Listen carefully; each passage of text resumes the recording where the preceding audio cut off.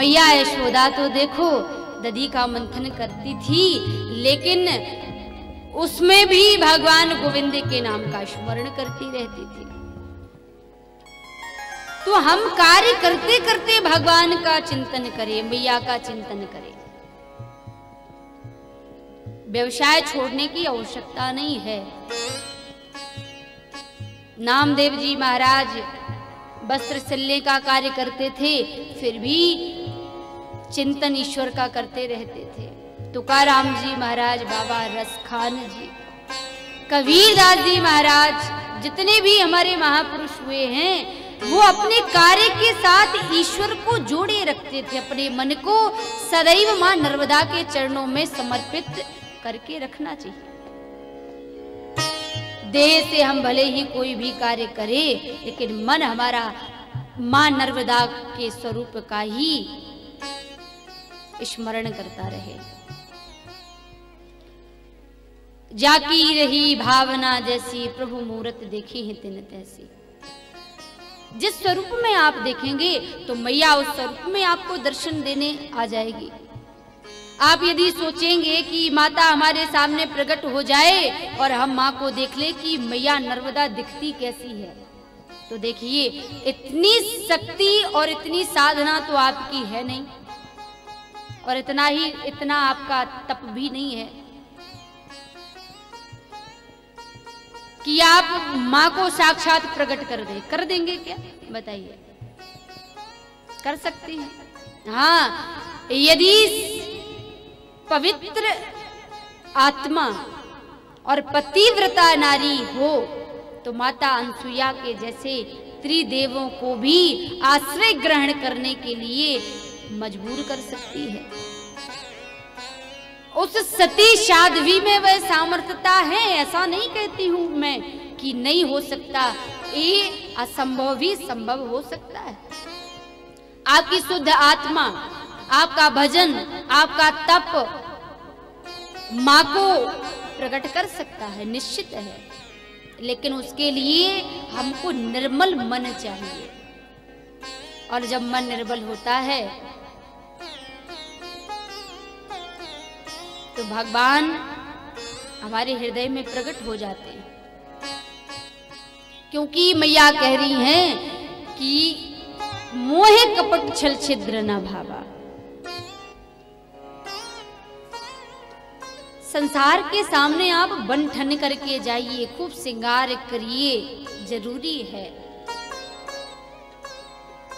लेकिन माता नर्मदा के सामने जब हम जाएं, मैया की शरण जब हम ग्रहण करें, तो हम जैसे हैं हम वैसे ही चले जाएं। और सच कहती हूं कि मैया इतनी दयामयी है कि यदि आप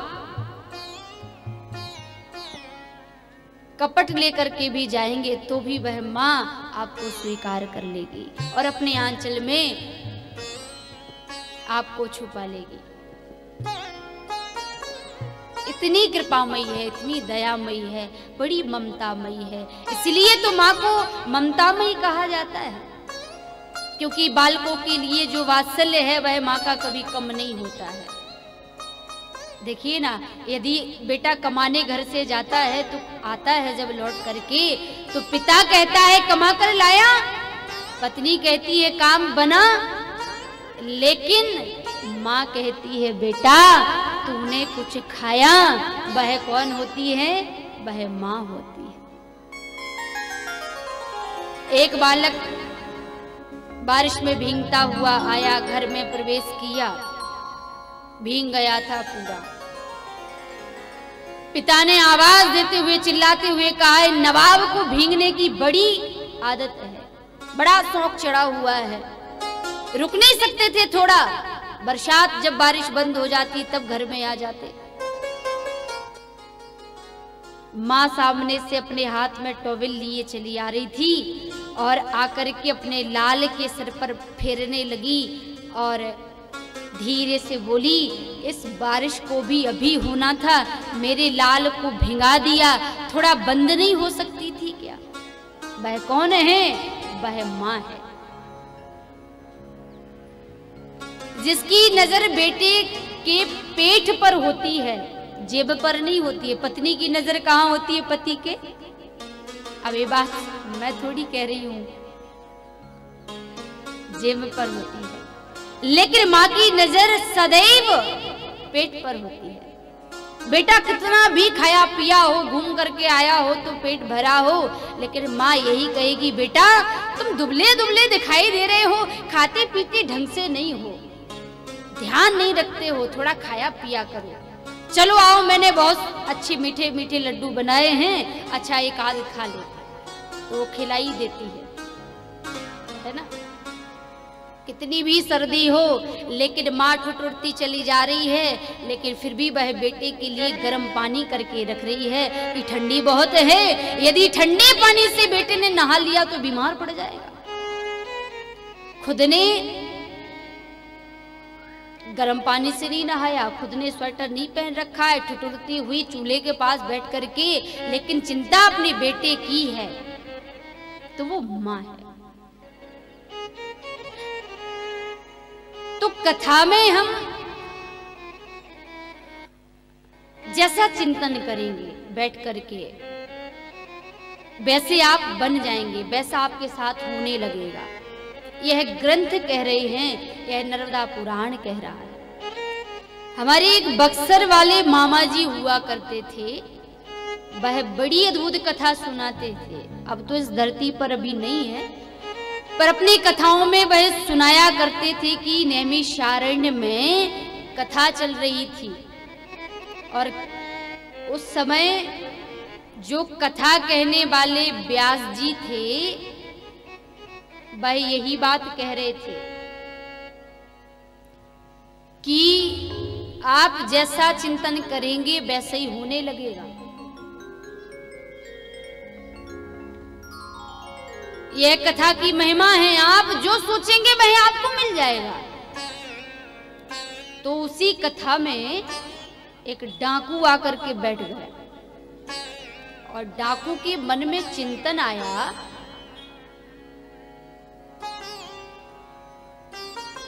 बात मत करो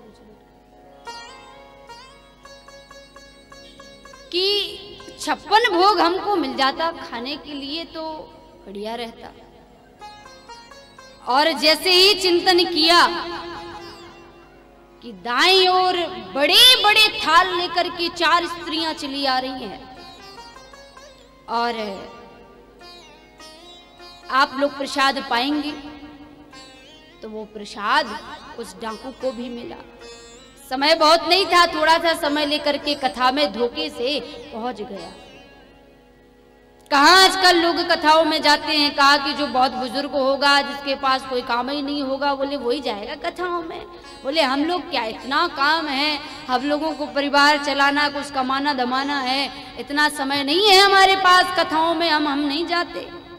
क्या होगा कथाओं में जाने से, क्या फायदा। अब ये कहते हैं लोग, अरे सारे काम आप अपने जीवन में फायदे के लिए ही तो करते हैं, लेकिन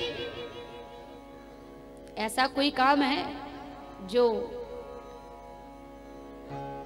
आप धोखे से भी पहुंच जाए तो भी आपका फायदा, आप बिना मन से करें तो भी फायदा ही फायदा देगा। केवल शर्त एक है कि आपको आकर के नर्मदा महापुराण में बैठना पड़ेगा, आना पड़ेगा यहाँ तक, और फिर यहाँ बैठने के बाद जो चमत्कार होगा वह तो आप ना कभी कह पाएंगे और ना कभी बता पाएंगे। वो तो मैया ऐसा चमत्कार करती है कि आप कुछ पूछो ही मत। माँ के दरबार से कोई खाली हाथ नहीं गया, आज तक का ये रिकॉर्ड है।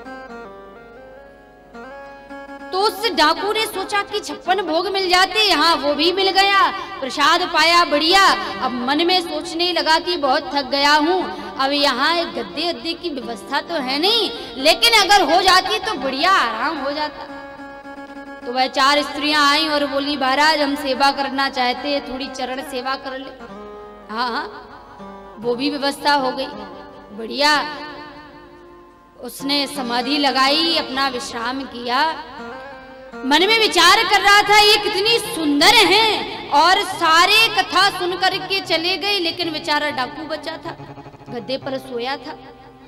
तो सोचने लगा कि ये जंगल है और इतनी सुंदर स्त्रियां और हम अकेले, और यदि हिंसक जानवर आ गया तो हमको खाना ले, कहीं हमारी मृत्यु ना हो जाए। सोच ही रहा था कि शेर आया और उसको खा गया। बताइए, जैसा चिंतन किया तो वैसा घटित हो गया।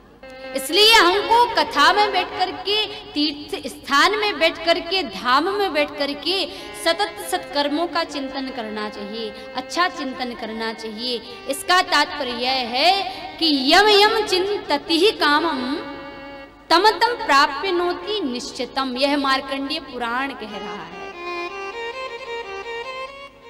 कथा आप जो चाहते हैं, जैसा चाहते हैं, जब चाहते हैं, वह आपको देती है। तो तीर्थ क्या हैं, यह प्रश्न था। तीर्थ कैसे होते हैं, कैसे बनते हैं?